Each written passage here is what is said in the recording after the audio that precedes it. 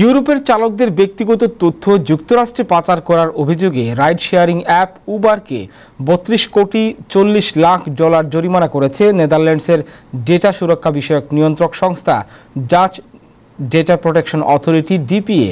শনিবার এক বিবৃতিতে ডিপিএ জানিয়েছে, উবারের বিরুদ্ধে ইউরোপীয় ইউনিয়নের ডেটা সুরক্ষা বিষয়ক নীতিমালা লঙ্ঘনের যে গুরুতর অভিযোগ উঠেছিল সেটির সপক্ষে প্রমাণ পাওয়া গেছে। তার ভিত্তিতেই নির্ধারণ করা হয়েছে এই জরিমানা।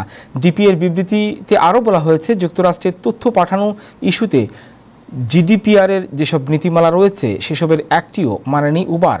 এদিকে উবার কর্তৃপক্ষ জানিয়েছে, এই জরিমানার আদেশের বিরুদ্ধে আদালতে আপিল করবে কোম্পানিটি।